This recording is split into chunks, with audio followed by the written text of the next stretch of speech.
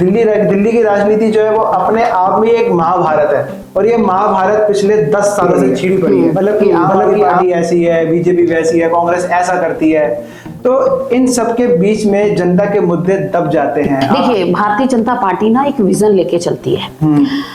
मैं अदर पार्टियों के बारे में कमेंट नहीं करूंगी, लेकिन भारतीय जनता पार्टी चाहे वो सेंटर में रही, चाहे वो दिल्ली में रही, दिल्ली में तो अभी आई है। आपके जो बेटे हैं वो आर्मी में है, एयरफोर्स में है, तो जब आप एक मतलब काफी गर्व की बात है, आप एक पॉलिटिकल पार्टी की एक मेंबर हैं और बेटा जो है देश की सेवा में है और जनता के सवाल है, तो मतलब पहला तो ये था कि 2500 रुपए सिलेंडर मुफ्त, और ऐसे जो मुख्य जो वादे हैं, यमुना की सफाई, ये सब थोड़े दबे दबे से लग रहे हैं। नारी अब कमजोर नहीं, पहचान नई बनाती है, राजनीति के मंच पर अब इतिहास खुद लिख जाती है। नमस्कार साथियों, मैं हूं आपका दोस्त जैविन सहगल और आप सभी का स्वागत है पॉडकास्ट विद जैविन के एपिसोड 3 में विद अलका राघव जी। अलका राघव जी जो कि लक्ष्मी नगर विधानसभा से भाजपा की काउंसलर हैं और एक भावी समाज सेविका भी हैं। अलका जी, आपका बहुत बहुत स्वागत है हमारे स्टूडियो में जी। अलका जी, पहली बात ये कहा जाता है कि आप तो एक भावी राजनेता भी हैं और आप काफी समय से राजनीति में सक्रिय भी हैं, और काफी आप जो है भाजपा की तरफ से, आप लक्ष्मी नगर भाजपा मंडल की आप 2 बार उपाध्यक्ष रही हैं, एक बार मंत्री बनी, फिर महामंत्री बनी, और आज आप काउंसलर हैं। तो ये राजनीति का जो सफर है ये कहाँ से शुरू हुआ, कैसे शुरू हुआ? और एक पहली बात, आप महिला हैं और राजनीति देखी जाती है कि एक मेल डोमिनेंस एक पूरा ये सोसाइटी है, पॉलिटिक्स, इसमें एंट्री कैसे हुई और आपके फैमिली का जो था क्या रिएक्शन रहा? देखिए, सबसे पहले तो मैं यही कहूंगी कि मेरा जो राजनीति का कैरियर था वो बहुत पुराना मेरे परिवार से चला आ रहा है। मेरे फादर जो थे वो भी उन्होंने भी इलेक्शन लड़ा था, तो हमारा पॉलिटिकल जो बैकग्राउंड था पहले परिवार से। और दूसरा, जब मैं शादी करके अपनी लॉज के घर आई तो हमारे यहाँ काउंसलर थे 10 साल, मेरे जो फादर इन लॉ थे राघव जी, उनके साथ रहकर 10 साल समाज सेवा की। तो मेरा भाव भी कहीं ना कहीं, उनको मैं देखती थी कि लोग उनके पास आते थे, वो सेवा करते थे, तो लोग आके उनको बहुत अप्रिशिएट करते थे। तो वो परिवार में जब हम देखते थे तो उसी भाव के साथ हम भी कहीं ना कहीं राजनीति से जुड़े। और राजनीति में महिलाओं का आना उस टाइम में थोड़ा मुश्किल था, लेकिन मैं अपने दिल की गहराइयों से अपने ससुर जी राघव जी को मैं एक नमन भी करती हूँ, क्योंकि आज वो दुनिया में नहीं है। वो कहते थे कि महिलाएं घर से बाहर निकलती हैं तभी हमारा जो भारत है वो सशक्त हो पाएगा। तो उसी के चलते मेरा राजनीति में कभी कोई खास इंटरेस्ट रहा नहीं था, लेकिन परिवार में देखती थी और उन्होंने मुझे एक मेरा मोरल हाई किया, तो मैं राजनीति में आई और एक सेवा भावना के साथ ही आई थी। लेकिन ये तो ईश्वर का बहुत बड़ा एक वो रहा कि मैं आज काउंसलर बनके आपके बीच में बैठी हूँ। तो मैम, आप ये भी थी कि आप एक ग्रुप भी था, लेडीज का ग्रुप था, RWA में भी आप जुड़ी हुई हैं। वो लेडीज के साथ पार्क वगैरह में सब आप पूरा डटकर रहती, तो महिलाएं क्या सोचती थी उस टाइम पे कि हमारे साथ एक दबंग लेडी चल रही है? नहीं, उस टाइम शुरू से ही एक्चुअली क्या है कि मेरा जो परिवार का बैकग्राउंड रहा है वो इसी तरह का रहा, तो मेरे अंदर एक लीडरशिप शुरू से थी। मैं किसी भी उसमें गई तो मुझे ये लगता था कि मैं उसमें मास्टरी करूँ। अच्छा, मेरी एक कीर्तन मंडली थी हमारे यहाँ मोहन पार्क में, जहाँ मैं रहती हूँ। कीर्तन में भी जब मैं कीर्तन में नहीं जाती थी तो महिलाएं कहती थी, अरे अलका नहीं आएगी तो कीर्तन ही नहीं अच्छा हो पाएगा। तो मेरा एक शुरू से ही रहा है कि मैं जहां भी जाऊं तो उसमें मेरी मास्टरी होनी चाहिए। तो मैं पार्क में भी, जो मेरा RWA का ग्रुप था, उसमें भी मैं एक लीडरशिप जो थी, डेवलपमेंट जो होनी चाहिए आदमी में, वो मेरी शुरू से रही। तो इसलिए लोग मुझे इस चीज के लिए बहुत याद भी करते थे और आज भी याद करते हैं मेरे को कि तुम काउंसलर क्या बनी, तुमने तो हमारा छोड़ ही दिया। मैंने कहा नहीं भाई, RWA तो आज भी एक निगम पार्षद के लिए तो RWA ही सबसे ज्यादा मैटर, क्योंकि RWA एक निगम पार्षद का टेन्योर सक्सेस करती हैं। तो आज भी वो लोग मुझे याद करते हैं कि भाई आप कहीं ना कहीं उनका भी बहुत बड़ा रोल मेरी इस राजनीतिक कैरियर को सक्सेस करने में रहा। नहीं, हमने देखा भी है कि लक्ष्मी नगर जैसे हम जाते हैं तो काफी लोग जो है आपकी सराहना करते हैं और काफी आपका काम भी देखा है। देखिए, मैं एक बात बताऊं कि मैं शुरू से ही संगठन में रही। हाँ। और संगठन में मैं बहुत ज्यादा ग्राउंड लेवल से रही। मैंने वो सारी प्रॉब्लम, वो दिक्कतें जो एक आम पब्लिक फेस करती है, उसको फेस करके मैं इन सब चीजों से निकली। और मैंने देखा कि कैसे हम अपने काम नेताओं के पास लेके जाते थे और क्यू में खड़े रहते थे और हमारे काम नहीं होते थे। तो वो सब चीजें मैंने फेस की हैं, इसीलिए मैं कहीं ना कहीं इन लोगों का दर्द समझती हूँ। लक्ष्मी नगर की जनता के साथ बहुत ज्यादा मैं टच में रहती हूँ, ग्राउंड लेवल पे रहती हूँ कि नहीं भाई, मैंने वो फेस किया, आज मैं कर सकती हूँ। तो उनकी प्रॉब्लम को मैं फेस करने की कोशिश करती हूँ, सॉल्व करने की कोशिश करती हूँ। इसीलिए जनता मेरे से कनेक्ट है और इसीलिए लोग मेरे को बहुत ज्यादा पसंद है, और खासकर महिलाएं। और महिलाओं के लिए तो जब मैं काउंसलर बन के आई तो उनके लिए एक बहुत बड़ा इंस्पिरेशन था कि भाई एक संगठन में एक छोटी सी महिला आज काउंसलर बन सकती है। तो एक उत्साह के साथ लोगों ने मेरे चुनाव में काम किया, महिलाओं ने, कि भाई हमारे साथ की निकली महिला हमारा दर्द समझेगी। तो आज भी वो दर्द मैं महसूस करती हूँ, उनके साथ कनेक्ट रहती हूँ, इसलिए महिलाएं मेरे साथ। हमने ये भी सुना है थोड़ा, जो हमारी टीम है, आपके जो बेटे हैं वो आर्मी में है, एयरफोर्स में है। तो जब आप एक, मतलब काफी गर्व की बात है, आप एक पॉलिटिकल पार्टी की एक मेंबर हैं और बेटा जो है देश की सेवा में है जी। और जब आप एक साथ जब टेबल पे बैठते हैं, जब एक एयरफोर्स वाला बंदा, आर्मी वाला बंदा और एक नेता जब आमने सामने बैठते हैं टेबल पे, तो ऐसी कोई बात होती है कि भाई आज आजकल देश में क्या चल रहा है, क्या नहीं चल रहा, जो आजकल देश का माहौल है? बड़ा मुश्किल है, ये क्वेश्चन ही बहुत मुश्किल है। क्यों? क्योंकि एक देश की सेवा कर रहा बंदा और एक सत्ता चला रहा, हाँ। दोनों में जमीन आसमान का अंतर है। हाँ। अब वो कहता है कई बार, मेरे हम दोनों जब वो छुट्टी पे आता है तो मेरे से बोलता है, और मम्मी आपकी पॉलिटिक्स कैसी चल रही है? तो मेरे लिए ना सबसे बड़ी बात हो जाती है कि क्योंकि वो देश की सेवा कर रहा है, बिल्कुल कर तो हम भी देश की ही सेवा रहे हैं, क्योंकि सत्ता हमें मिली है तो हम भी देश की ही सेवा कर रहे हैं। हाँ। लेकिन हमारे रास्ते अलग है। हाँ। सेवा करने का जो हमारा चैनल है उसका अलग तरीके से और मेरा अलग तरीके से, भाव दोनों का ही सेवा करने का था शुरू से। क्योंकि मैंने बताया कि पॉलिटिक्स में जो मेरे फादर इन लॉ थे वो सेवा, उनको कोई इलेक्शन नहीं लड़ना था, उनको कभी कोई इलेक्शन नहीं लड़ना था। वो शुरू से ही आरएसएस से जुड़े हुए। हाँ, वो शुरू से आरएसएस से जुड़े थे और मैं भी आरएसएस से जुड़ी हुई थी। मैं स्वयं सेविका थी और मेरे घर बहुत अच्छी मीटिंगें भी होती थी और हम लोग खुद इतनी ज्यादा खाना बनाना, चाय बनाना, मतलब जितने स्वयं सेवक आते थे हमने खुद, क्योंकि पापा ने वो हमें, मेरे फादर इन लॉ ने कहीं ना कहीं हमें वो संस्कार आरएसएस के हमारे अंदर भी थे।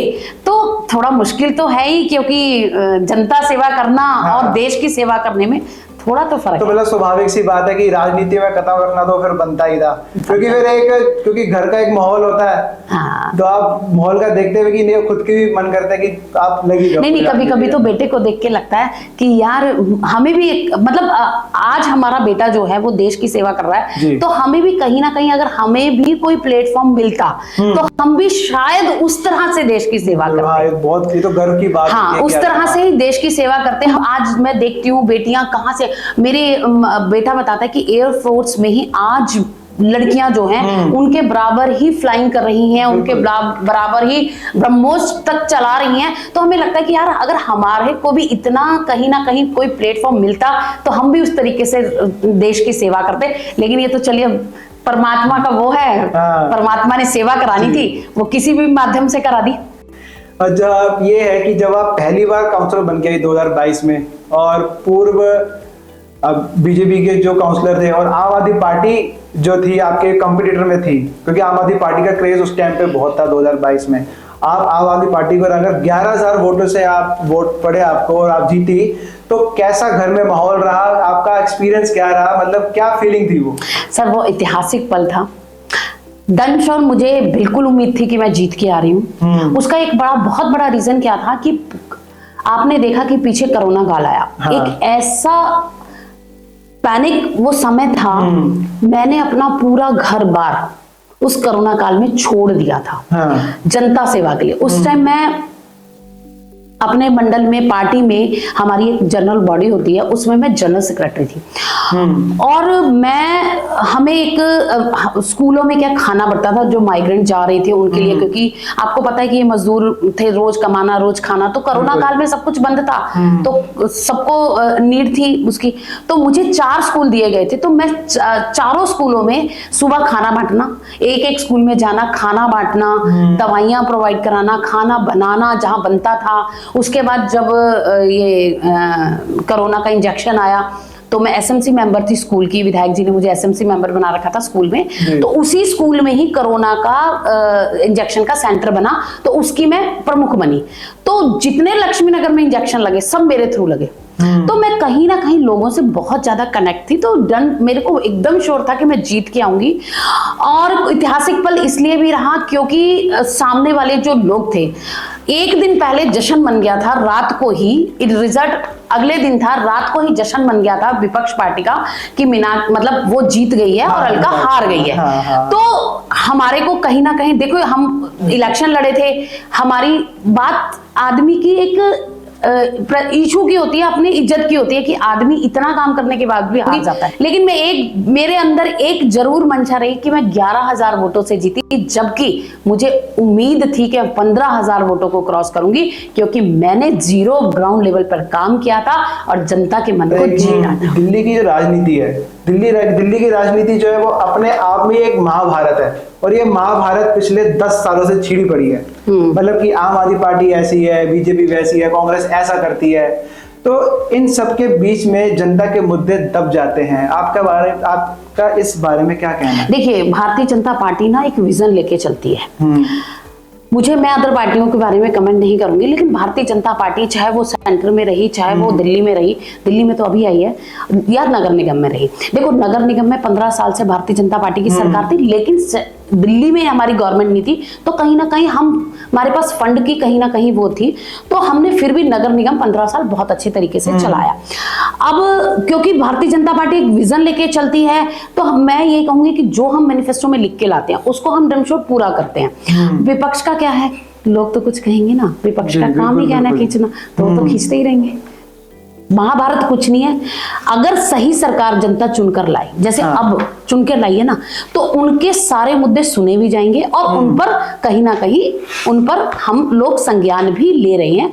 और क्योंकि हम खुद एक ग्राउंड लेवल से आए हैं, तो हमें पता है कि जनता किन मुद्दों से जूझती है और किस पर हमें काम करना चाहिए। हम पूरी तरीके से, हम नगर निगम में रह के, मैं खुद नगर निगम में रह के एक हम मुद्दा सुनते भी हैं लोगों का, भारतीय जनता पार्टी सुनती भी है और उस पर एप्लीकेबल भी है। क्या कहते हैं, दिल्ली में जो है भाजपा जो है 27 साल बाद आई है और काफी लंबा टेन्योर था, क्योंकि क्या कहते हैं जब 1995 में उसके बाद डिसॉल्व हो गई थी पार्टी, यहाँ पे राष्ट्रपति शासन लग गया था। 2004 में जब शीला दीक्षित की सरकार आई, 10 साल वो रही, फिर 10 साल बाद आम आदमी पार्टी की सरकार रही, फिर आम आदमी पार्टी आई, और इन 10 सालों में, मतलब 10 सालों में देखा है कि दिल्ली का उतार चढ़ाव देखा है हमने। और जब बीजेपी 27 साल बाद आई है, और मतलब देखा जाता है कि इस टाइम पे जो है सिर्फ जनता से सवाल जुड़े हुए हैं, मैं आपसे पूछ रहा हूँ, और जनता के सवाल है। तो मतलब पहला तो ये था कि 2500 रुपये सिलेंडर मुफ्त, और ऐसे जो मुख्य जो वादे हैं, यमुना की सफाई, ये सब थोड़े दबे दबे से लग रहे हैं। देखिए, आपने देखा होगा कि आपने कहा कि 27 साल क्यों लगे दिल्ली में। पहले तो मैं इस चीज का जवाब दूं। देखिए, नगर निगम में भी हम थे और लोकसभा में भी हम रहे, तो दिल्ली में तो कहीं ना कहीं हम थे ही। हाँ, बीच की कड़ी कुछ थी, क्योंकि आपने भी देखा कि दिल्ली जो है ना, इसे मिनी भारत कहते हैं। ठीक है, यहाँ पर हर स्टेट का आदमी आता है। यहाँ पर जो दिल्ली का अपना मूलभूत जो निवासी है ना, वो बहुत कम है, तो उनको दिल्ली में इंफ्रास्ट्रक्चर क्या हो रहा है, दिल्ली का विकास हो रहा है नहीं हो रहा, उनको आना है, स्टूडेंट आप पढ़ता है, अपना करियर सेट करता है, जाता है। ऐसे ही लोग आपने देखा बिहार से आते हैं, यहाँ से हर स्टेट से आते हैं, उनका सिर्फ अर्निंग सोर्स के लिए वो दिल्ली में आते हैं, उनको दिल्ली से कोई मतलब नहीं है। तो जब वो दिल्ली का इलेक्शन होता है, तो कहीं ना कहीं फ्री शिप पे भी आकर लोगों को लगता है कि चलो ठीक है कि यार कोई सरकार अगर फ्री दे रही है तो मेरे पैसे बच रहे हैं, मुझे दिल्ली से कोई लेना नहीं। तो क्योंकि दिल्ली में क्या हर स्टेट का आदमी है, दिल्ली के अपने मूलभूत निवासी बहुत ज्यादा नहीं है जो सिर्फ मुद्दों के ऊपर या अपने इंफ्रास्ट्रक्चर या अपने विकास के ऊपर लड़े।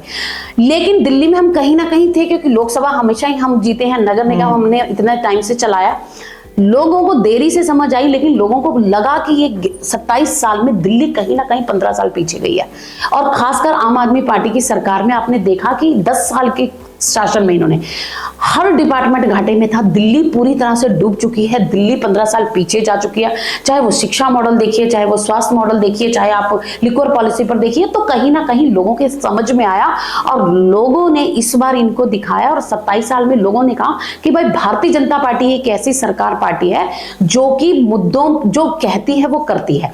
आपने देखा कि मोदी जी ने जो कहा वो किया, वो अपने हाथ जो गारंटी देते हैं वो किया। और रही 2500 वाली बात, वो मैं आपसे कहूंगी कि देखिए हमारी जो भारतीय जनता पार्टी की सरकार है ये कहीं ना कहीं गरीबी रेखा से नीचे जो लोग हैं ना उनको लेकर चलती है कि कहीं ना कहीं हमारा देश जो है अभी भी कहीं ना कहीं विकासशील तो है ही, अभी पूरी तरह से विकसित हम 100% तो नहीं, हम कहीं ना कहीं हम इस चीज में हम ग्रोथ तो कर रहे हैं, तीसरे नंबर पर आ गए हम। तो मेरा कहने का मतलब यह है कि भाई लोग जो ना जी हमको सबसे पहले उस आदमी को देखना है जो गरीबी रेखा से नीचे है, जो पंक्ति में सबसे आखिरी में खड़ा है। अगर आप वहां से स्टार्ट करोगे तभी तो आप आगे तक आ पाएंगे ना। भाई जिस महिला को जरूरत नहीं है तो उस महिला को पहले हम उस महिला को देंगे जो सबसे गरीब है। हाँ। तो यही हमने शुरू किया। 2500 वाला जो है रेखा जब दिल्ली में हमारी सरकार रेखा गुप्ता जी की बन के आई तो हमने अब एक फेज पे स्टार्ट किया कि हम उनको 2500 रुपए देंगे जिनके पास धीरे धीरे। देखिए 7 महीने की सरकार, आप सोचो 27 साल में दिल्ली में सिर्फ दिल्ली को लूटा ही लूटा सरकारों ने आकर। 65 आपने देखा ना कांग्रेस ने कैसे लूटा। तो वो चीजें अपग्रेड होने में थोड़ा समय जरूर लगेगा। अभी 7 महीने हुए हैं। जमुना पे हमने वादा किया था पूर्वांचली बहन भाइयों से कि इस बार छठ का जो पर्व है हम जमुना जी पे आपके लिए देंगे, तो हमने वो कर दिखाया। तो कहीं ना कहीं चीजें ठीक होंगी क्योंकि अभी 7 महीने बीते हैं। 7 महीने के हिसाब से हम भी लोगों को देखते हैं, हम रोड पे उतरते हैं, पब्लिक के व्यूज देखते हैं कि भारतीय जनता पार्टी ने चलिए मतलब अपनी कोशिश जारी रखी और पूर्वांचली के बीच में जो ये छठ का पर्व जो जमुना में हमने मनाया वो अपने आप में एक उदाहरण, एक ऐतिहासिक है। वासुदेव घाट जो बना था सब लोगों ने देखा और मतलब उसके बारे में पूछा जाएगा, मोदी जी ने वो कैंसिल भी किया। हाँ नहीं, तो देखिए मतलब ये थोड़ा संवेदनशील है, ये थोड़ा मुद्दा नहीं। देखिए मोदी जी देश के प्रधानमंत्री हैं। हाँ। और उनकी व्यस्तता बहुत रहती है और ये हमारी टॉप लीडरशिप देखिए तय करती है। क्योंकि हमने सिर्फ वादा किया था कि भाई पूर्वांचली भाई बहन हमारे जमुना के ऊपर छठ मनाएंगे जो कि उनका महापर्व है, जो कि जमुना में ही मनना चाहिए इतने साल से। सामने वाले विपक्ष के लोग या कोई और वो तो सवाल करने लायक ही नहीं है। क्यों? क्योंकि उन्होंने 11 साल ये महापर्व को जमुना में मनाने के लिए हमारे पूर्वांचली भाई बहनों को रोका। बात रही मोदी जी की, देखिए वो देश के प्रधानमंत्री हैं, व्यस्तता रहती है, ऊपर कोई ना कोई ऐसा काम रहा होगा तो इसके ऊपर टिप्पणी मैं तो नहीं करूंगी। क्यों? क्योंकि देखिए लोगों का काम है कहना और वो तो कुछ ना कुछ कहेंगे जी। और सौरभ भारद्वाज ने भी काफी ये मुद्दा उठाया कि यमुना का पानी साफ नहीं है और ये है कि वो जो है जैसे हम कर रहे थे। नहीं, वो उठा सकते हैं मुद्दा, वो उनको ये सवाल करना चाहिए। क्या उन्होंने अपने गिरवान में झांक कर देखा कि 11 साल आपने सरकार चलाई तो आप कितनी जमुना को साफ कर पाए? वो तो उनको सवाल करना ही नहीं चाहिए। क्यों कर रहे हैं सवाल? हमने जमुना साफ की, हमने पूर्वांचलियों की छठ वहां मनाई। आप इस चीज के ऊपर फोकस कीजिए ना। आप ये मत कहिए ना कि जमुना साफ ही नहीं थी। साफ नहीं होती तो इतने लाखों में दिल्ली में आप देखो 1500 घाट बने थे, तो 1500 घाटों में आप सोचो अगर एवरेज 1000 लोग भी गए तो 15,000 लोग वहां पहुंचे थे, तो क्या उन्हें जमुना साफ नहीं लगी थी? जमुना साफ थी, इसीलिए उनका इतना महापर्व। और उन्होंने कहा कि भारतीय जनता पार्टी ने जो वादा अपनी मैनिफेस्टो में अपने इलेक्शन में हमें दिया था वो उन्होंने पूरा किया। तो इनका सवाल करना बनता ही नहीं है। तो अभी बीच में बात चल रही थी कि 1 नवंबर को जो है दिल्ली का फाउंडेशन डे था और फाउंडेशन डे पे जो है मतलब जो केंद्रीय मंत्री रहे हैं विजय गोयल ने कहा था कि दिल्ली का नाम बदलना चाहिए। मैंने रेखा गुप्ता जी को पत्र लिखा है कि दिल्ली का नाम बदल के हमको जो है दिल्ली करना या इंद्रप्रस्थ करना है। तो मतलब कि दिल्ली का नाम सही में बदलना चाहिए, बदलना सही रहेगा दिल्ली का नाम, क्योंकि इतने सालों से चलता आ रहा है, कम से कम 1000 साल से नाम दिल्ली है। तो दिल्ली नाम बदलने के पीछे की क्या मिस्ट्री है? नहीं देखिए, क्योंकि भारतीय जनता पार्टी एक सनातन को लेके चलती है, तो ये ऊपर के लोग ही, हमारी शीर्ष नेतृत्व ही तय करेगा या दिल्ली सरकार ही तय करेगी कि इसमें क्या इन लोगों का अपना अंदर कंसर्न है, दिल्ली का नाम क्यों चेंज किया जा रहा है। तो कुछ ना कुछ तो बात होगी जो ये मुद्दा हमारी, इसके लिए मैं कोई भी टिप्पणी नहीं। जब दिल्ली में सरकार बनी भाजपा की तो दिल्ली सरकार ने, रेखा सरकार ने तो 100 दिन का रिपोर्ट कार्ड रखा था। तो अब आपका रिपोर्ट कार्ड क्या है? हमारी लक्ष्मी नगर की, आप लक्ष्मी नगर की काउंसलर हैं, तो आप इस पॉडकास्ट के माध्यम से आप अपना रिपोर्ट कार्ड रखिए कि आपका रिपोर्ट कार्ड क्या रहा है, पूरा आपका पूरा का पूरा जो टेन्योर क्या रहा है। देखिए, मेरे ख्याल से ना नेता को खुद अपना रिपोर्ट कार्ड देना ही नहीं चाहिए। अच्छा। रिपोर्ट कार्ड देना चाहिए जनता को। हाँ। अगर हमने काम किया है तो जनता खुलकर बोलती है कि भाई ऐसे। अब मैं कभी रोड पे निकलती हूँ, हाँ। क्योंकि नगर निगम में हमारी सरकार थी लेकिन दिल्ली में नहीं थी, तो फंड का कहीं ना कहीं हमें अभाव था, तो गलियां नलियां बहुत टूटी हुई थी। लोग चारों तरफ जो था वो लक्ष्मी नगर में कहीं ना कहीं लोग त्रस्त थे।